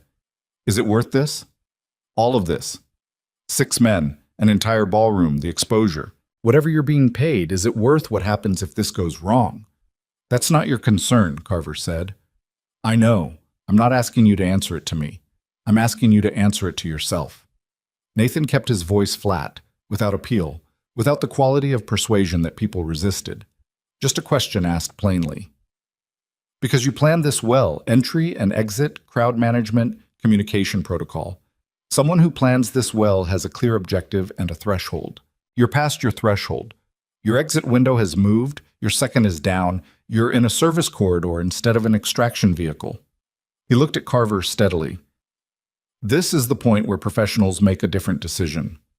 Victoria, against Carver's arm, did not move, but her eyes found Nathan's over the gun barrel, and she held them there, and he understood that she was telling him something about whether Carver was going to do what Nathan was describing. The slight, precise movement of her head was barely perceptible. "No," she was saying, "he won't." Nathan believed her. He wasn't certain why he believed her. He didn't know her, didn't know what she was reading in Carver that he was missing. But the hour had taught him something about her judgment, the way she'd covered Emma's position, the way she'd navigated every exchange tonight with the specific intelligence of someone who paid attention to people for a living. He kept the rifle at the lowered angle and waited. What broke it was not Nathan's argument. He knew that. He wanted to be clear with himself about that, because he'd spent enough years around men who convinced themselves they'd won moments they'd simply survived. What broke it was the sound of a radio crackling from Decker's jacket on the floor, a voice coming through the earpiece that had slipped loose, too garbled to understand clearly, but with a tone that was unmistakably urgent. Carver heard it. His eyes moved involuntarily to Decker, to the radio, and Nathan saw the information land on him. Something was wrong in the ballroom, or wrong outside, or wrong somewhere in the plan's architecture that hadn't been wrong 60 seconds ago. Carver stepped back from Victoria. Not dramatically, one measured step, the gun coming down to his side. His face was still composed. "Back to the ballroom," he said. Victoria moved toward Nathan without being directed. She stopped beside him, and Nathan put himself slightly in front of her and kept Decker's rifle, and the three of them walked back down the corridor with Carver a measured 5 feet behind. Nathan could feel the gun at Carver's side. He could feel the distance and the angle and the geometry of the corridor the same way he felt it when he walked a job site, not seeing exactly, but knowing. He could also feel his jaw where Hawk had hit it, a deep, specific ache that was going to be significant in an hour. He could feel the place at his temple where the blood had started to dry. He did not turn around. They reached the fire door and Carver opened it, and the sound of the ballroom returned. Not as loud as it had been, a quieter crowd now, the particular exhausted quality of fear that had been sitting too long, and Nathan walked through first. He had Decker's rifle in his hands, and 2 men were still on the floor, and the night was not over, and he knew it. What he didn't know yet, walking back into the light and noise of the Grand Meridian Ballroom, was that the radio crackling in the corridor hadn't been from inside the building at all. It had been a police frequency. The building was surrounded, which changed everything, and not necessarily in the ways that were simple. He saw Emma across the room, still seated where he'd left her, watching the door, and she saw him. And for one fraction of a second, her composure cracked enough that he could see 9 years old underneath it, just for that fraction, before she put it back. And he held up 2 fingers slightly, at his hip where only she could see it. 2 minutes, he was telling her. She gave the smallest nod. He turned back to Carver, and to the room, and to the last chapter of whatever this was going to be. Carver was already talking to his man near the center of the room, low and fast, and the energy in the room had shifted, not in the crowd, they didn't know yet, but in the men with the weapons, that particular tight recalibration of a plan encountering reality. Nathan had been in rooms where that recalibration happened, and he knew exactly how unstable those rooms became, how fast, how hard. He kept the rifle at his side. He moved back toward where Emma was sitting. He didn't run. He walked the way he had walked across this room 4 hours ago, when it had been a charity gala, and he'd been a man in a borrowed suit trying to give his daughter a night out, one foot in front of the other. The room held. For now, the room held. Carver knew about the police before Nathan had walked back through the fire door. That much became clear in the first 30 seconds. The way he moved through the ballroom, the compressed efficiency of it, no wasted motion, no consultation with the remaining men, just direct repositioning. He'd been receiving information on an earpiece Nathan hadn't spotted because he'd been looking at the wrong things. And whatever that information was, it had already been processed and decided on. The stocky man, Nathan still didn't have a name for him, had moved the crowd from the central floor toward the stage end of the ballroom, compressing 500 people into roughly a third of the space. This was a defensive configuration. You did this when you needed a perimeter, when you needed bodies between yourself and an entry point. Nathan recognized it immediately and felt his chest tighten in a way that had nothing to do with his jaw, which was throbbing now with a regularity that was going to be hard to ignore much longer. He reached Emma and crouched beside her. She looked at his face, at the jaw, at the dried blood at his temple. With the focused attention of someone conducting a damage assessment. "I'm fine," he said. "You're not fine. You have a—" "I know what I have. Are you hurt?" "No." "Stay low. Stay behind me when I move." "When you move," she repeated. Not a question. She understood the tense. He turned his attention back to the room. The rifle from Decker was still in his hands, which made him a visible variable, and he was aware that the remaining 2 gunmen had both clocked it. The stocky man had his weapon angled in Nathan's general direction, not aimed, but available. The other man, younger, who'd spent the evening mostly near the main doors, was watching Carver and waiting for direction. Carver stood in the center of the compressed crowd and raised his voice. "The situation has changed," he said, not apologizing for it, not explaining it, just stating it the way you state weather. "Law enforcement is outside. This is not a development that changes my intentions, but it does change our timeline." He looked across the room in a way that covered everyone and nobody specifically. "What I need from everyone in this room is continued cooperation. What that buys you is a resolution that doesn't require escalation." An older woman near the front of the crowd made a sound. Not words, just the involuntary noise of someone who had been holding it together for 90 minutes and had reached a limit. Several people around her shifted, a ripple of movement, and Nathan watched both gunmen tighten on their weapons. "He can't use us as a shield if there are cops outside," someone said. A man's voice, from somewhere in the middle of the crowd, with the particular quality of someone who had been running that calculation for a while and had decided to say it out loud. "That's not how this works. They won't storm the building if—" "Quiet," Carver said. Simple, clean, the voice of someone who was not going to say it twice. The man went quiet. But the thought was in the room now, the way thoughts get when someone voices them, spreading, taking up space, and Nathan could see it moving through the crowd in the shifting postures and exchanged glances. People doing math on whether Carver's leverage had just changed. Victoria was standing 8 feet to Nathan's left. She had not moved to the crowd when Carver repositioned people. She'd ended up in a middle space, not with the 500, not with Carver, just present in the room on her own terms, which was either an oversight on Carver's part or something he'd allowed. Nathan thought the latter. He thought she was still the objective and Carver still needed her intact and compliant, and forcing her into the mass of frightened guests didn't serve that. She looked at Nathan. Her eyes moved to the rifle, then back to his face. He shook his head slightly. "Not yet." She held his gaze for a moment, then turned back to Carver. "You need to talk to whoever's outside," she said. "I'm aware," Carver said. "Then let me be the one who does it. I'm who they came for. If I tell them everyone's compliant and unharmed, they hold position. That buys you time to negotiate whatever you actually need." Carver looked at her for a long moment. The room was listening. Nathan could feel it, the particular quality of attention that a crowd develops when something is happening that might change its situation. "And why," Carver said, "would you help me buy time?" "Because right now you have 500 people in a room with 2 armed men and an exit strategy that's fallen apart," Victoria said. "The fastest way this ends badly is if the people outside decide to come in before anyone inside is ready. I'm not helping you.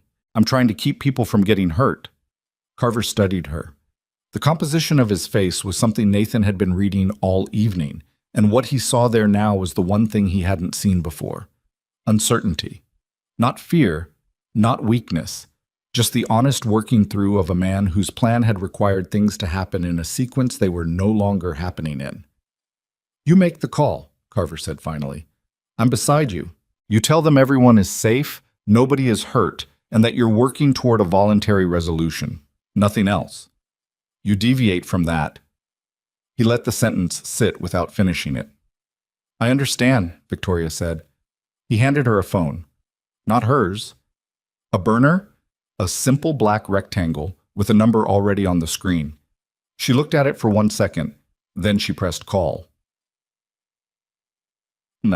Nathan listened to one side of the conversation, which was all he could hear, and spent the time watching Carver's face for the other side. Victoria's voice was even, measured, with the particular cadence of someone who gave difficult information to important people as a professional matter. She identified herself. She confirmed the number of hostages and the absence of injuries. She said the word voluntary twice. She asked about medical access for anyone who needed it, which was a question Carver hadn't authorized but which she'd slipped in without inflection, without any signal that it was unauthorized. Carver heard it. His jaw tightened once. He didn't interrupt. She ended the call and handed him the phone. "They'll hold," she said. "For now. They want a direct line to whoever is in charge." "They'll get it," Carver said. He took the phone and walked away from her, already composing himself for the next conversation, and Nathan had approximately 4 seconds in which Carver's back was to him, and the stocky man was watching the crowd, and the younger man by the doors was watching Carver. He turned to Emma. "In 30 seconds, he said, very low, "I need you to move to the far left column, not the one you were at before, the one by the stage. You understand?" "Yes. When you get there, you get as low as you can, and you don't move until I come for you, or until police come through that door. Whichever comes first." "Which will come first?" "I don't know. I'm not scared," she said. Which was not true.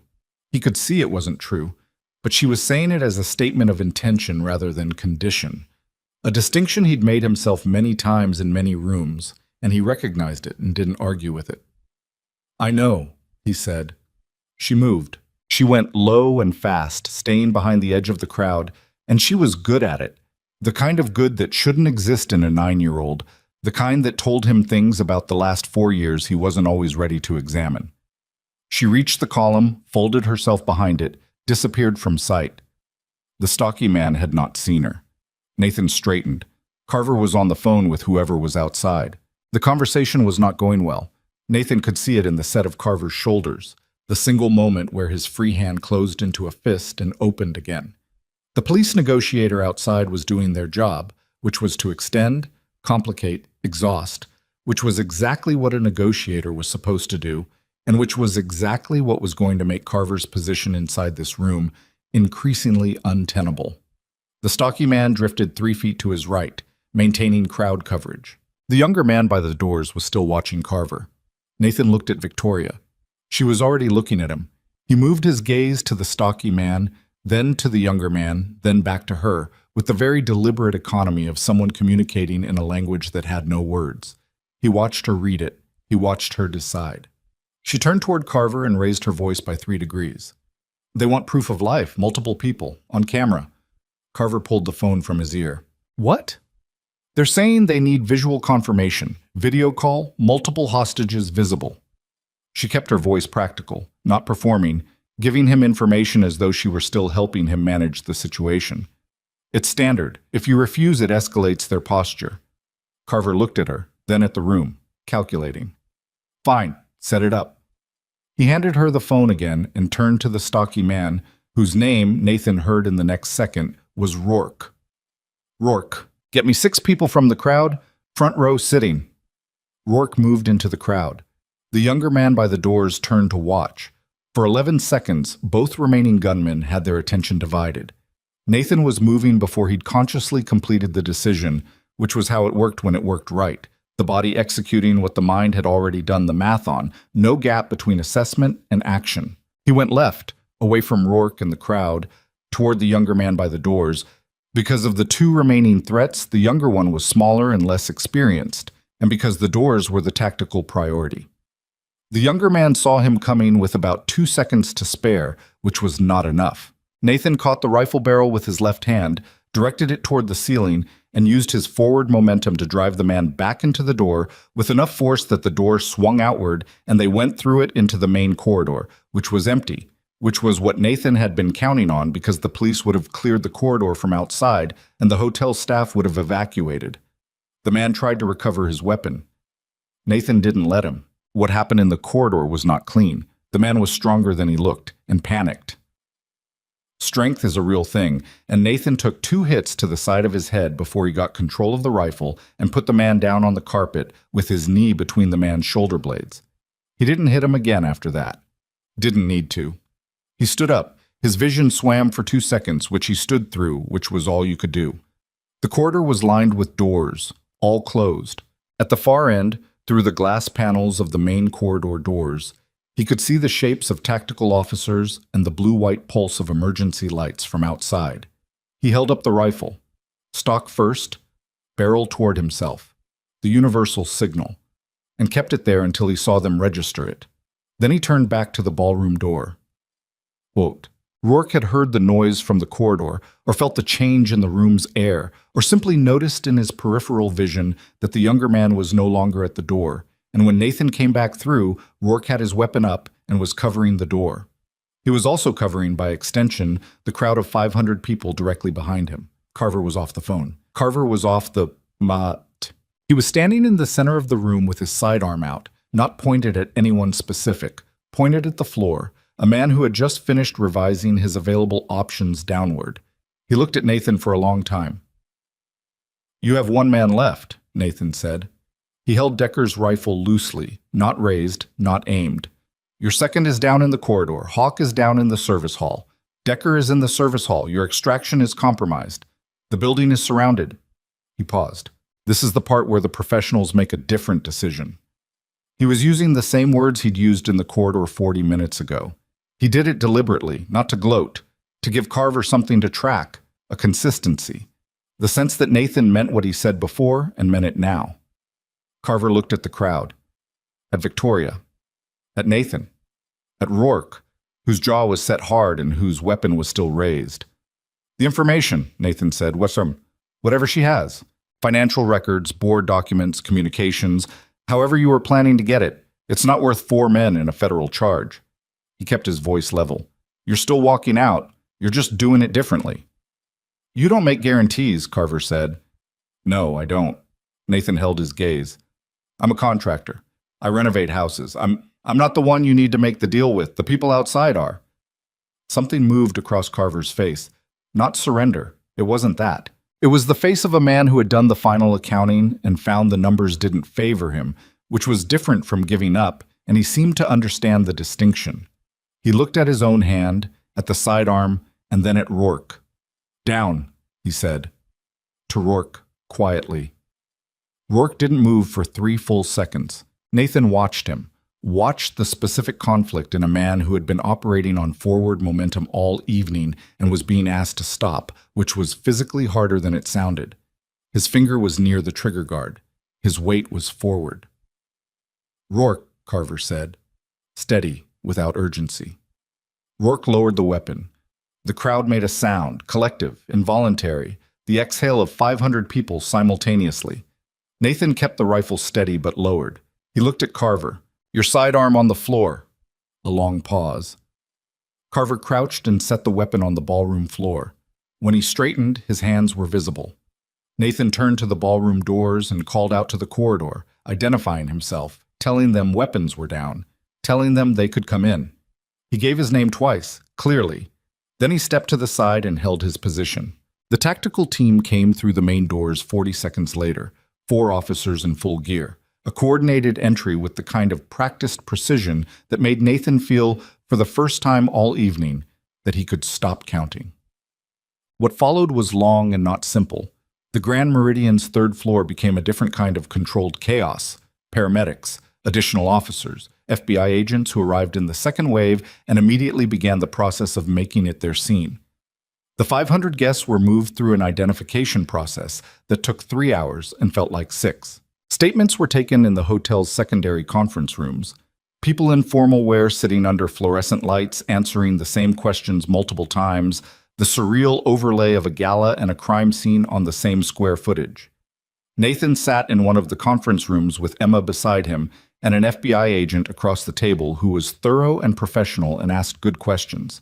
He answered them accurately. Emma answered them when asked, which the agent did carefully and with more patience than Nathan had expected, and she answered them with the same precision she'd used all evening, organized and specific, including the part where she'd worked at the zip tie with her fingernail when they pulled Nathan to his feet. The agent looked at her for a moment after that. How did you know to do that? He said. Not skeptically, genuinely. Emma considered the question seriously. My dad taught me some things about zip ties when I was 7, not on purpose. He was explaining how they worked for a renovation project, and I just remembered the part about the locking tab. She paused. I wasn't sure it worked. It was really tight. The agent looked at Nathan. Nathan looked at the table. A doctor came through shortly after to look at his jaw, which was deeply bruised but not broken, and the cut at his temple, which had stopped bleeding on its own and needed only closing strips. The doctor told him he should have imaging done to rule out concussion symptoms, and Nathan said he would, which was only partly true. He was tired in a way that had nothing to do with sleep. Emma fell asleep in the chair beside him around 2 a.m, her head dropping sideways against her own shoulder, and he stayed still so she could use his arm instead. He didn't move for an hour. At 3:15, Victoria Hale knocked on the open conference room door. Nathan looked up. Emma didn't wake. Victoria looked at Emma for a moment before she looked at Nathan. Something in her expression settled, or resettled, a recalibration he couldn't entirely read. Can I come in? She said. It's a hotel conference room, Nathan said. I don't think it's mine. She came in and sat down 2 chairs away from him, leaving a seat between them, which he noted without knowing what to do with. She was still in the same clothes from the evening, the expensive dress that she'd worn like it was a work uniform, though sometime in the last few hours the hair that had been neatly pulled back had come partway loose and she hadn't fixed it. She looked tired in the specific way that people look after sustained high alert, not worn down, but emptied out, the particular flatness of a body that has burned through its resources. You're the one who called it, she said. Called what? In the corridor. What you said to him. About the threshold. About professionals. She looked at her hands, which were in her lap. He was about to hurt someone. I could see it happening. And then you said that. And it stopped. It was police outside that stopped it, the radio. That changed his options. You changed his decision. She looked up. Those aren't the same thing. Nathan considered that. He wasn't sure he agreed or that the distinction mattered, and he didn't know how to say that without sounding like he was deflecting something she was trying to give him. He wasn't good at receiving things. You covered her, he said instead, earlier, when she shifted behind the column and Carver was close to seeing her. You talked to him. Victoria held his gaze. She's 9 years old. You didn't know her. You knew which column she was behind. She paused. You looked at me, and I looked at her. That was enough to know. Emma made a small sound in her sleep and adjusted her position against Nathan's arm. They both went still, watching her, and when she settled back, Nathan released a breath he hadn't been holding consciously. The information they wanted, Nathan said, whatever Carver was after. Victoria was quiet for a moment, not reluctant, thinking, measuring. Board communications from the last 18 months. There are 3 executives in my company who've been building a case for a hostile acquisition, and the communications they need to do it legally involve some decisions I made in the company's early years that... She stopped. That don't look good out of context, or maybe in context. I'm still figuring out which. She said it plainly, without performance. Not confessing, just reporting. They hired Carver. That's what the FBI is telling me. To acquire the documents by force since I wouldn't give them voluntarily. Your own board. 2 of them. 3, counting a former board member. A pause. I built the company to do something specific. They want to take it somewhere it was never supposed to go. There's a lot of money involved and people do... She gestured slightly, as though the gesture could cover the evening they'd just had. Yeah, Nathan said. They sat in the quiet for a moment. Down the hall, voices and footsteps, the ongoing machinery of the investigation processing itself. The after-school program, Nathan said, at Riverside Elementary. Your foundation runs it. Funds it. There are people on the ground who run it. She looked at him. Why? Emma's in it. That's why we were there tonight. He glanced at his daughter. She's the reason I put the suit on. Victoria looked at Emma again. Something moved through her expression, not sentiment exactly, something more complicated than that, the working through of something she hadn't expected to encounter when she woke up that morning. I've never actually been to the program, she said, quietly. Not ashamed, but honest about it. I write the checks. I read the annual report. She stopped herself. I didn't know the names of the kids. They're good kids, Nathan said. I know they are. A pause. I didn't know that the way I should have. He didn't tell her it was fine because he didn't think she was looking for that, and he wasn't in the habit of reassuring people about things they'd accurately identified. He just let the acknowledgement sit, which felt like the right thing. From the corridor outside, someone knocked on a different door, a voice calling another agent, and the ordinary bureaucratic sounds of the aftermath continued past them and moved on. Your hands, Victoria said. Nathan looked at them. He hadn't particularly in the last few hours. The left one had a raw patch across the palm where he'd caught Decker's rifle barrel, and the knuckles on the right were scraped from the wall in the corridor. His wrists had red lines from the zip tie that were going to be visible for a few days. Occupational hazard, he said, for renovation. Tonight. She almost smiled. It was a brief thing, a fraction, there and gone, but it changed her face entirely for the second it was present. I'm going to be honest with you, she said. I don't know what to do with... She gestured at him, a vague indication of the evening, of everything that had come under that heading. I'm good at knowing what to do. I've built a company from a spare bedroom to 400 employees by knowing what to do next. Tonight, I didn't know what to do. I kept looking at you because you were the only person in the room who did. Nathan thought about how to answer that honestly. I've been in bad rooms before, he said finally. Not the same room, but the same structure. You learned to stay inside the problem instead of inside the fear. You stayed inside the problem. Mostly. He paused. I was scared the whole time. The whole time Emma was in there, He stopped because the sentence was going somewhere he didn't particularly want to go in a conference room at 3 in the morning with someone he'd met 6 hours ago.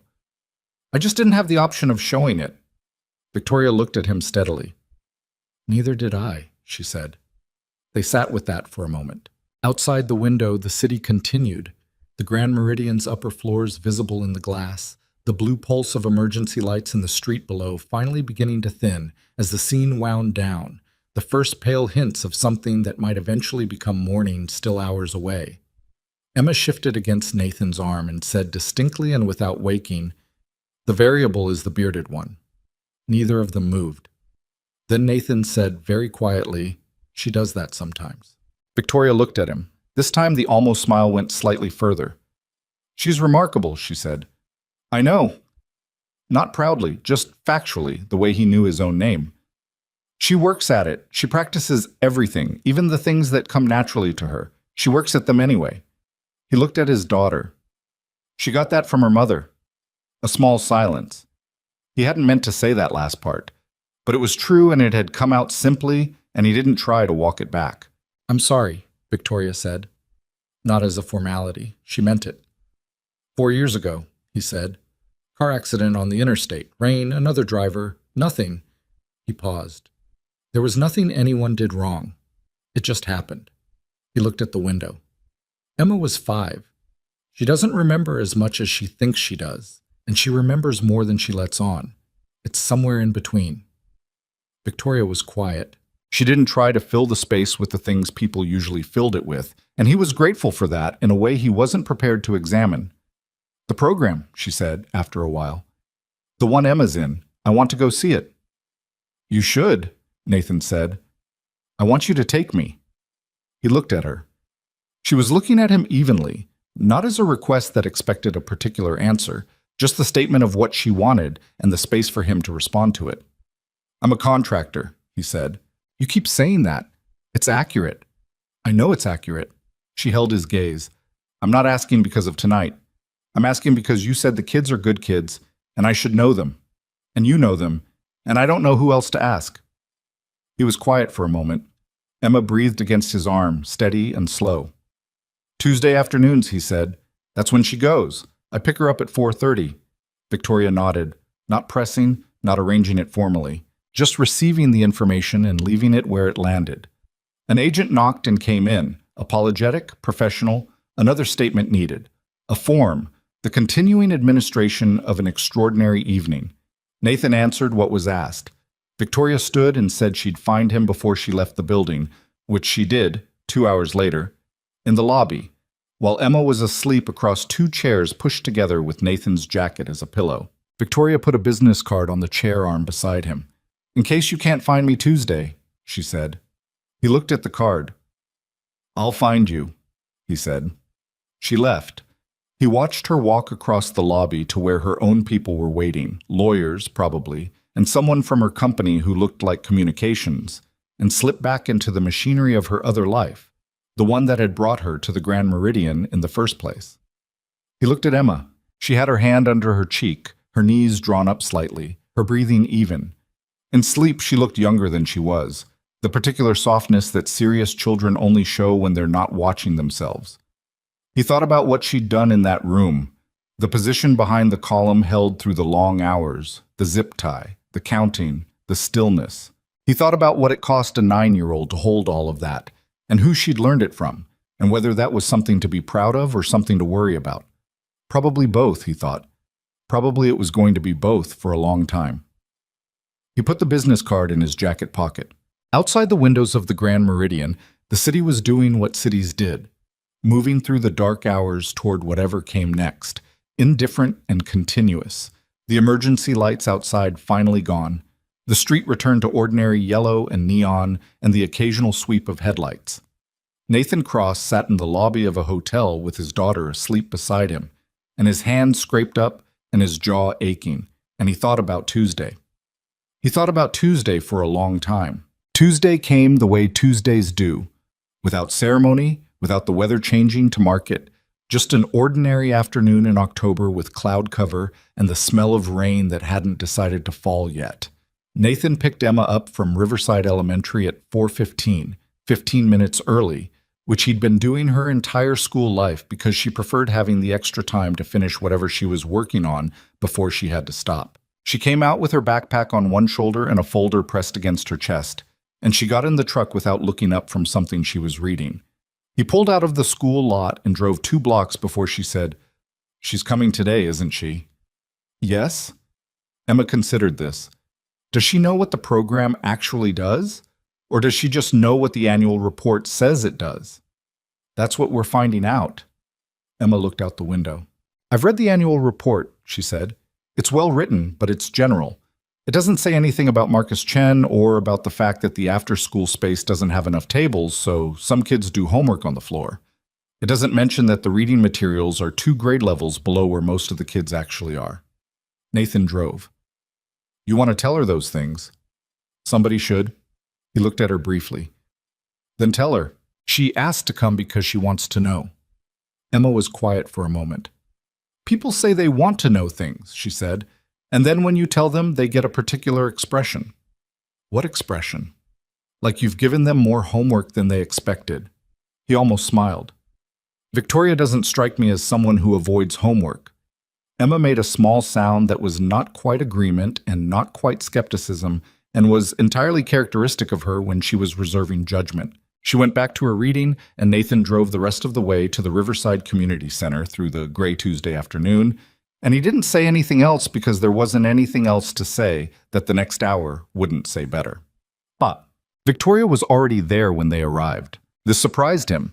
He'd expected someone who ran a 400-person company to be running 7 minutes late as a matter of structural inevitability. But her car was in the lot, and she was standing outside the community center's front entrance in jeans and a dark jacket, a significant departure from the Grand Meridian, holding a coffee cup that appeared to be from the convenience store on the corner rather than anywhere that would have her name written on it in marker. She looked at Emma first. "Hi," she said. Emma looked at her with the full inventory of her attention. "Hello?" A pause. "You're earlier than I expected." "I didn't want to miss anything." She glanced at Nathan. "Hello?" "Hey," he said. His jaw had gone from deep purple to a mottled yellow-green over the preceding 2 weeks, which was the color the healing process chose before it finished its work. The cut at his temple was closed and nearly gone. He looked, in other words, mostly like himself, except for the jaw, which Emma had described as making him look like a map of a country she didn't recognize. The 3 of them went inside. The Riverside Community Center smelled like industrial cleaner and old carpet, and the particular smell of a building that housed many people doing many things. Someone's lunch still in the air, marker from an art project.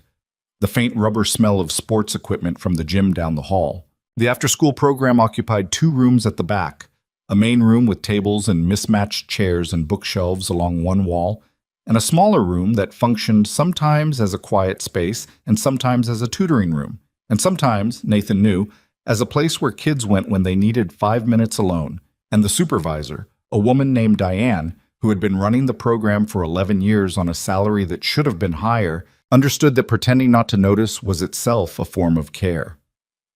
There were 14 kids in the program today, ages 7 to 12, a spread of grades, doing homework or reading, or in 2 cases playing a board game that had been going apparently for 3 sessions running and had developed its own internal mythology. Emma moved into the space with the ease of someone at home in it. She dropped her backpack at her usual table, said something to the girl sitting across from her, and opened her folder. Nathan had watched her do this dozens of times, and it still struck him, the way she inhabited spaces she trusted. She didn't do it everywhere. She'd earned this one. Victoria stood in the doorway and looked. Diane came over, mid-50s, reading glasses on her head, the particular energy of someone who was chronically managing more than they had resources for and had developed a sustainable relationship with that condition. She shook Victoria's hand with straightforwardness that Nathan appreciated. No performance, just a woman who ran a program meeting the person who wrote the checks, and both of them understanding that the dynamic between those 2 roles was not as simple as it might appear on an org chart. "We're glad you're here," Diane said. "I've been trying to get a foundation rep to come for 2 years." Victoria absorbed that without flinching. "I know, that's on us." She looked around the room. What do you need that you don't have? Diane looked at her for a beat, reassessing something. Honestly? Please. What followed was 20 minutes of Diane walking Victoria through the rooms, the supply situation, the staffing situation, the reading level gap that Emma had already identified in the annual report, the table shortage that meant 3 kids currently did their homework on the floor because there were exactly enough chairs but not enough flat surfaces, and the fact that the heating system in the smaller room had been inconsistent since March and was going to become a genuine problem in December. Nathan stayed at the edge of the main room, watching Emma help the girl across from her with something mathematical and listening to Victoria ask questions. She asked good questions, not the questions of someone building a case or defending a position, the questions of someone who was genuinely recalibrating, updating a picture that had been assembled from documents, instead of from walking through a room and smelling the cleaner and seeing where the kids put their backpacks. At one point, she stopped in front of the bookshelf and looked at the titles. She pulled one out, checked the reading level on the back, looked at Diane. "These are 3rd grade," she said. "You said some of your kids are in 6th. "Yes," Diane said. "Why?" "Because when I put in the requisition for updated materials, it went through 3 approval levels and came back approved for materials appropriate to the age range of the program, which someone interpreted as the youngest age, and I didn't have the time or the energy to fight it that cycle, and by the next cycle I had other things to fight." She said it without resentment, just accurately. Victoria put the book back. She was quiet for a moment, and Nathan could see her doing something internal, the kind of accounting that changed how numbers looked when you understood what they represented. "I want a list," Victoria said. "Everything. Not edited for what you think we'll fund. Everything the program needs." Diane looked at her. "That's a long list." "I expect it is," Victoria said. Emma caught Victoria alone near the end of the hour, in the small side room where someone had left a chair slightly apart from the others. Nathan saw it happen from the doorway, saw Emma approach with her folder and the particular set of her jaw that meant she had decided to say something and was in the process of saying it whether or not it was convenient. He stayed in the doorway. He did not intervene. "I want to show you something," Emma said. Victoria sat. Emma opened her folder and produced 3 sheets of paper that were covered in Emma's small, precise handwriting. He recognized the format. It was the same one she used for projects she took seriously. "I did a comparison," Emma said. "The foundation stated goals for the program versus the observable outcomes in the program. I've been here for 2 years, so I have a reasonable sample." Victoria looked at the papers. She did not say "you're 9 years old" or "that's very impressive," or any of the things adults said to Emma when they were managing the discomfort of encountering her. She just read. Emma waited. "Your methodology," Victoria said after a minute. "How did you measure engagement outcomes?" "Attendance consistency and assignment completion rates. I know those are proxies, not direct measures. I noted that in the margin." She pointed. "Real engagement is harder to quantify, but I think the proxies are directionally accurate." Victoria looked up at her. Something in her face had changed, not softened exactly, but opened, the way a window opens when someone decides the air in the room needs to change. "The gap between column 3 and column 4, Emma said, pointing at the 3rd page. "That's the resources gap. The program is producing more than it should be able to produce given what it has. Diane is very good at her job, but that gap represents what the program could do if the Foundation's resource allocation matched the Foundation's stated mission." Victoria was quiet for a moment. "Can I keep this?" she said. Emma considered the question with the seriousness it deserved. "It's a copy," she said. "I kept the original." "Of course you did," Victoria said. And this time the thing that moved across her face was something that Nathan, watching from the doorway, recognized as the specific emotion of being genuinely surprised by another person. Emma picked up her folder. She looked at Victoria with the evaluating expression she used when she was rendering a verdict she'd been deferring. "You came earlier than I expected," Emma said, "and you asked the right questions. Those are positive data points." Victoria held her gaze. "I'll try to maintain the trend." Emma nodded once and went back to her table. Nathan and Victoria stood in the parking lot afterward, while Emma waited in the truck, visible through the window reading the same folder she'd been carrying all day. The rain had finally committed. It came down in the even, unhurried way of fall rain, the kind that wasn't heavy but had clearly decided it had somewhere to be and wasn't going anywhere soon. Victoria's jacket was getting wet, and she didn't appear to notice or care. She gave me 3 pages of program analysis, Victoria said. I saw. She's 9. I know how old she is. Victoria looked at the rain. I've been doing this wrong, she said. It wasn't self-flagellation. It was the statement of someone who had done an honest accounting and reported the result. Not the company, or not just the company. The foundation. The way I've been running it. Writing checks and reading summaries and telling myself that was sufficient because I was busy with things that felt more urgent. Nathan put his hands in his jacket pockets. His right hand found the folded edge of her business card, which he'd moved from the suit jacket 2 weeks ago when he put the suit back in the closet. He'd been carrying it without thinking about it. You came today, he said, because you gave me the time and the address. You came early. You asked Diane what she actually needed. You read Emma's analysis. He paused. That's not someone who is doing it wrong forever. That's someone who is missing information and is now less missing it. She looked at him. Is that how you see it? That's how it looks from where I'm standing. The rain came down between them and around them, and neither of them moved toward shelter.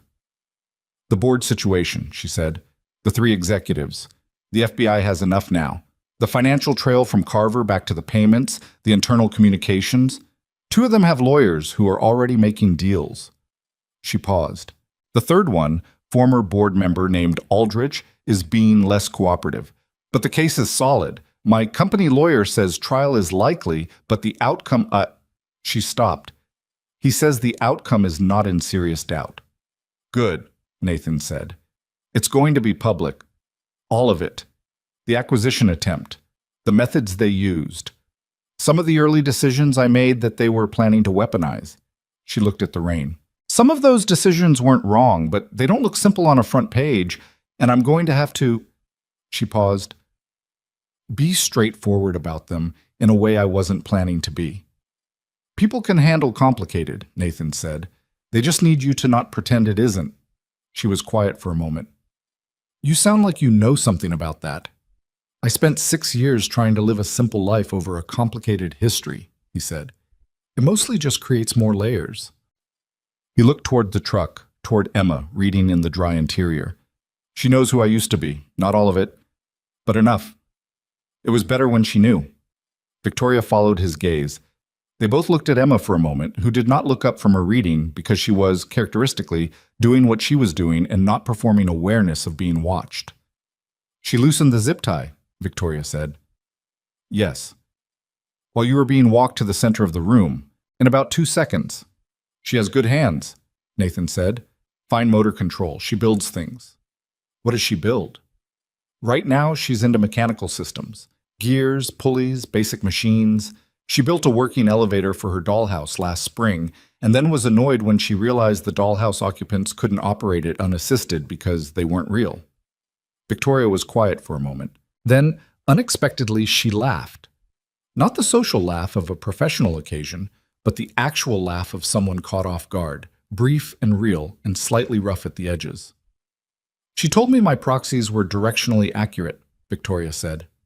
That's a compliment, Nathan said. She doesn't offer those easily. The rain came down. A car turned into the lot and parked near the entrance, and a woman got out and went inside, not noticing them or not minding. I want to restructure the foundation, Victoria said, not as a PR response to what happened, before the trial, before any of the coverage, because it needs to be done, and because I should have done it already. She looked at him. I want someone on the advisory board who understands what the programs look like from inside them. Who's been on the receiving end of decisions made in conference rooms by people like me? Nathan looked at her steadily. I'm a contractor, he said. You keep saying that like it's a limitation, she said. I keep hearing it as a qualification. He looked at the middle distance for a moment. The community center's lights were warm and yellow in the gray afternoon, visible through the main window. Through the glass, he could see Diane at her desk, writing something, and beyond her the shapes of kids at tables doing the ordinary after-school work of being young and still learning what they were going to be. He thought about what it would mean to say yes. He'd spent the 4 years since the accident building something deliberately small, the work he could finish, the house he could improve, the daughter he could be present for. He'd done it consciously, the narrowing, because the alternative was something that sprawled in ways he didn't trust himself to manage.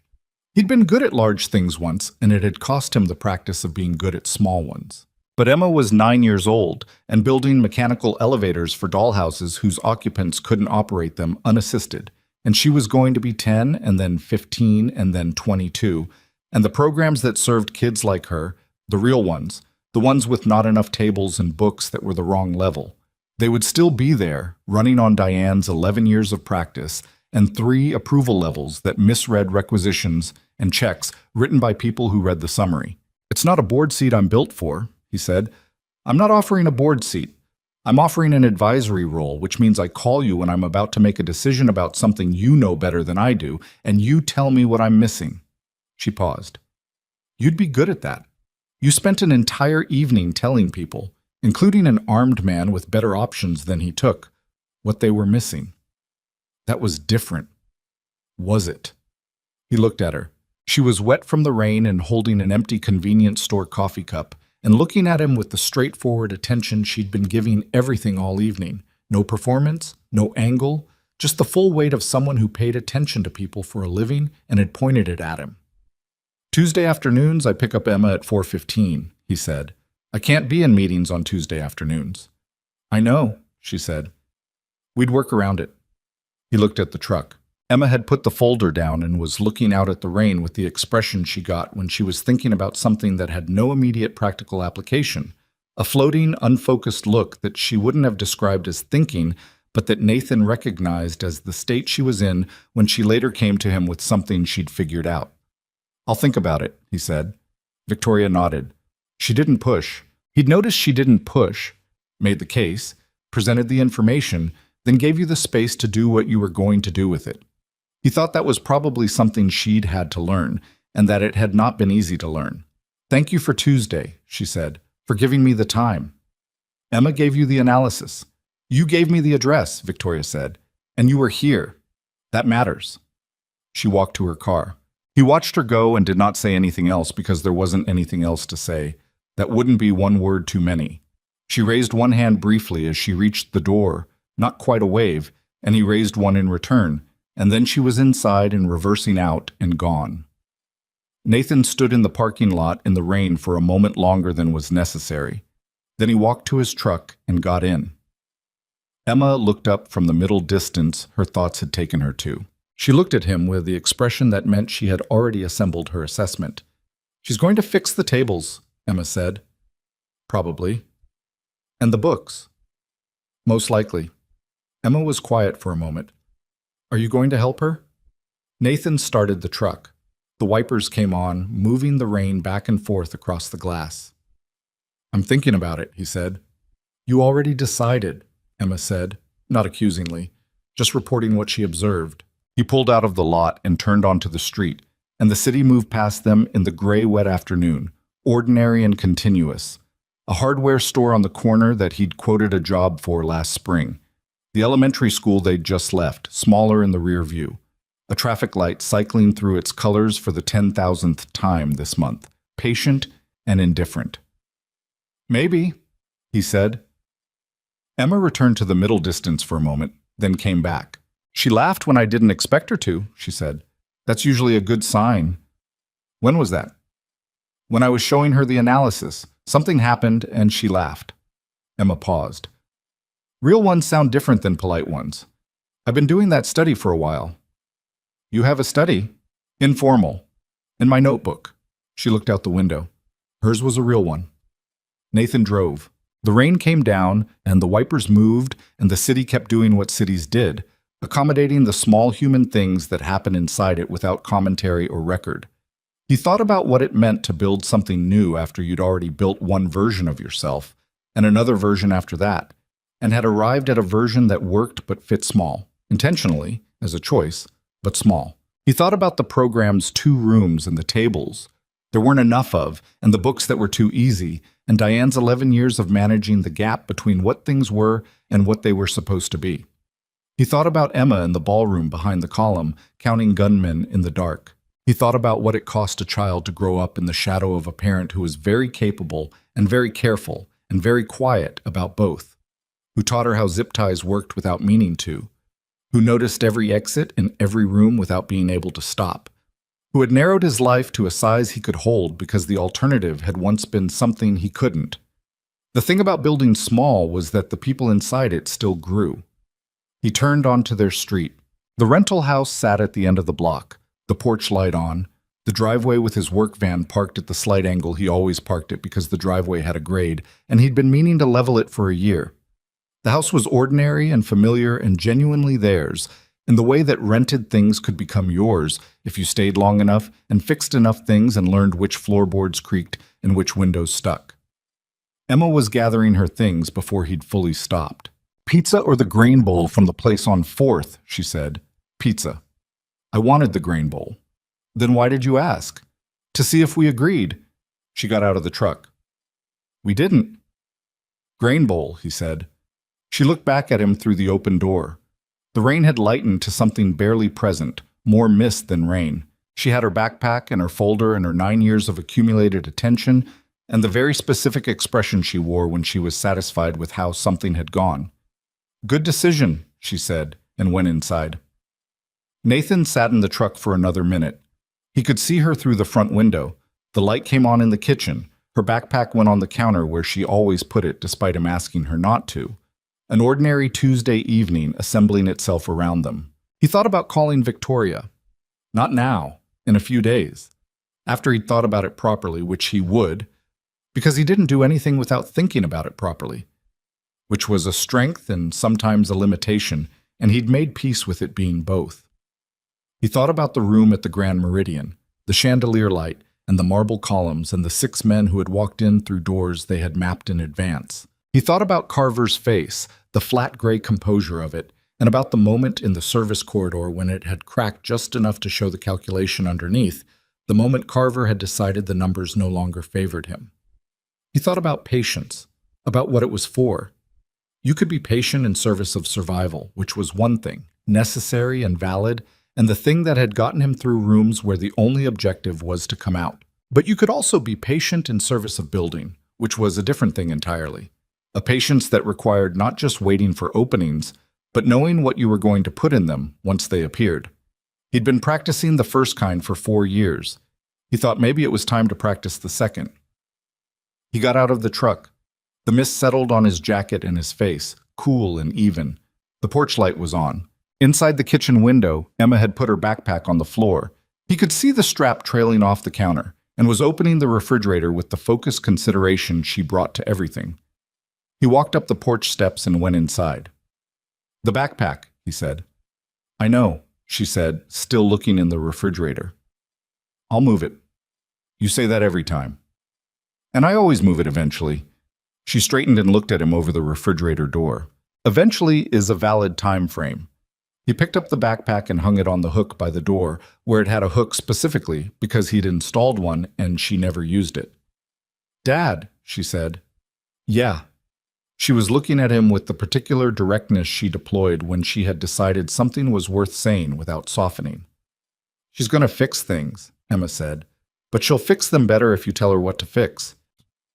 He looked at his daughter for a long moment, this specific and serious person who had come from him and from her mother and from something entirely her own, who had sat behind a marble column in a room full of armed men and counted them quietly in the dark, who had loosened a zip tie with her fingernail and analyzed a program's outcomes on 3 pages of careful handwriting and told a CEO her proxies were directionally accurate. "I know," he said. "Okay," she said, satisfied, and went back to considering the refrigerator. He stood in the kitchen of their rental house on a Tuesday evening in October with the mist coming down outside and the grain bowl place on 4th not yet called, and the porch light on against the dark. And he thought that sometimes the most significant decisions didn't feel like decisions at all. They felt like the next thing, the ordinary continuation of a life that had simply arrived at a point where the next thing was clear. He got out his phone and looked at Victoria's business card. He didn't call. Not yet. He set the phone on the counter and got out the cutting board instead because they still needed to eat. And Tuesday evenings were for ordinary things, and there was time. There was time to build.